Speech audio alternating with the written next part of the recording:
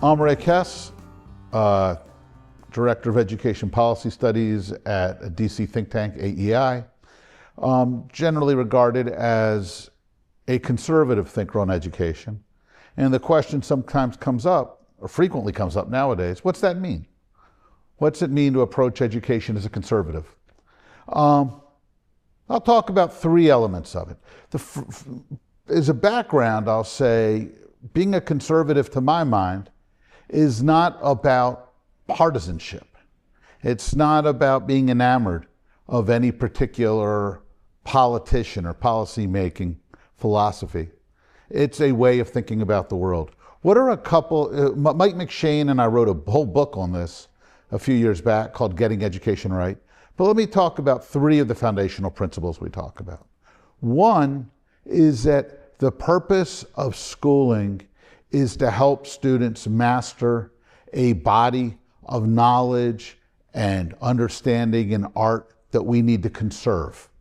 That we are incredibly fortunate to be the heirs of a phenomenal legacy of accomplishment, of intellectual accomplishment, of artistic accomplishment.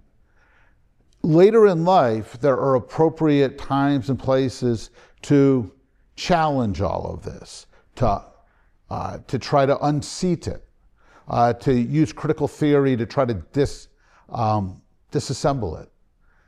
To my mind, especially when we're talking about K-12 education, before you want to disassemble a body of knowledge and understanding, you first need to assemble it.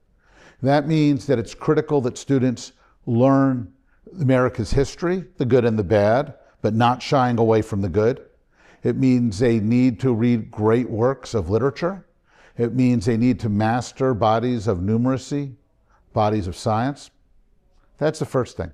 Second thing is a conservative education should be one that embraces gratefulness. Sometimes we have these conversations about patriotic education. That's fine. These are important things to talk about. But it seems to me incumbent that students appreciate what they have inherited. They appreciate their community. They appreciate their nation. Those of us fortunate enough to have been born in the United States need to appreciate the blessings of liberty, of the Constitution, of the Bill of Rights, of all of the battles that have been fought to extend the reach of equal opportunity. And this means that we are not thinking or talking about America or our communities as idyllic places, but that we're appreciative for all that has been done for us and all that we've inherited. The third thing, and to me perhaps one of the most overlooked, is that an education, a conservative education, is always a product of a handshake between the student and the teacher, between the family and the school.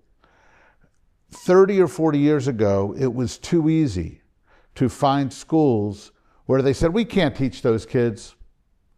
They're not here to be educated. Either their skin was the wrong color, or they came from the wrong part of town, or what have you. One of the great victories of the last quarter century was the bipartisan coalition that changed that mindset in and around education. That the job of schools is to leave no child behind, to educate every child. This was a wonderful thing, this shift, full stop. But it came at a price. We have now gotten to a point where principals, where superintendents, where governors are reluctant to talk about what parents have to be responsible for. We are hesitant to tell parents, you got to take away your kid's cell phone at 8 o'clock at night.